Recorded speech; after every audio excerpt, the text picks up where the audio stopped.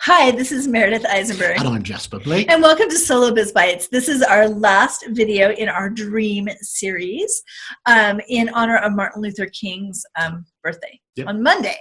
And now we are on Friday and we are on M.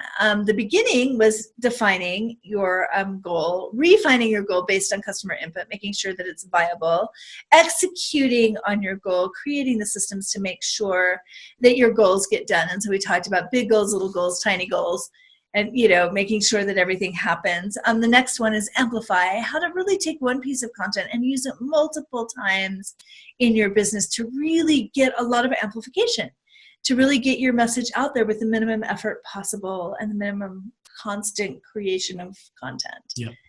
And then today we are going to talk about the final part of it, which is you've amplified your business. Your business is growing gangbusters, but there's only one of you or there's only two of you. So what do you do? How do you move on to the next part of it? Well, how you do that is you create a mold. Yeah, so it's a bit like a sculptor. Rather than having to sculpt a statue 15 times, you have a mold and you can just press them out. So it gets that whole process in one go. Right, or learning how to play music in a band, right? You have the music, you have the systems, you have the chords, and people put their individual flair into it, but it's the same process. Every time, more or less. More or less, yeah. You haven't heard our band. Actually, their band's really good. It's Half Brit. Look it up on Facebook. Awesome. Anyway, so I'm going to sort of talk about how to stop being the be-all, end-all in your business, because especially for artists and for coaches, this is really hard because you think that you really do have to be the one person that does everything. Yeah, because either one of those, you are the artist of your business, literally, in a lot of cases. So it's like, how can somebody else take your place and do that? So and so I'm actually thinking back to a guest that we had on our podcast. They were visual designers. Oh yeah. So literally, they drew pictures of meetings, really cool stuff. And they expanded their company. And they talk about a process where they really had to train people to think in their brains. Yeah. How would we do this? How are we representing this? How are our drawings going to look versus other people's drawings? So it's really a matter of sitting down and thinking through your process and writing it down.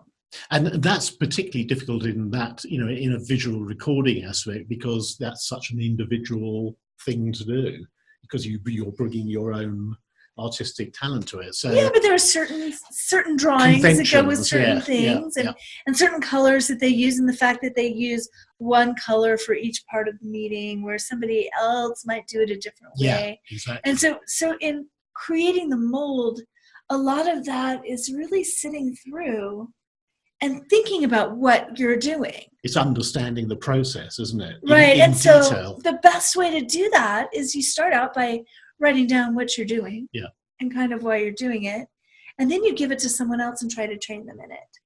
Yeah, and see how they do. It's that. And see how they do, exactly. Is that the old game, the peanut butter jelly sandwich? I know. Game? Well, I got in trouble because I forgot to tell them to take the fabric cover off the knife. I don't own any knives that have covers, so I didn't even think about that. So, but it's that, try to get someone else to make a peanut butter and jelly sandwich by just writing down the directions. Yeah, Meredith's notorious for leaving out steps in his instructions. I am. I'm really bad at that. And so then based on what that person does and their feedback, then you tweak it. Yep.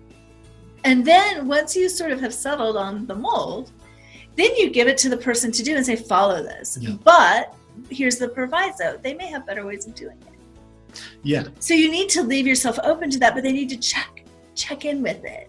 So instead of just doing it differently, even though the checklist says X and they're doing Y, they need to come back and say, I think we had to change this X to Y because it would be better. And so then that's a discussion you have, and then the process is changed. Yeah, I think the thing with being a solo entrepreneur is that if you don't get to that stage, you're going to hit that ceiling where there's only so much of you to go around. And then that's as far as you get. You'll never be able to grow your business any further because you have a limited amount of time. And even if you don't ever do much amplification and you stay a solo business, because that's the case for a lot of you, that may be what happens.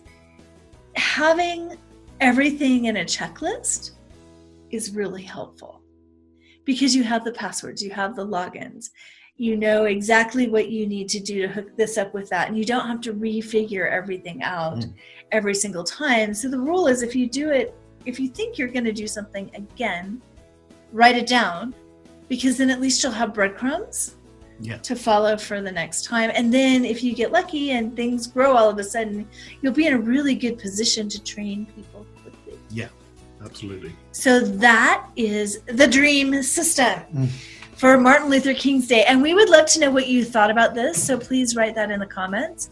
If you liked our video series, please like our Facebook page. We would love to hear from you.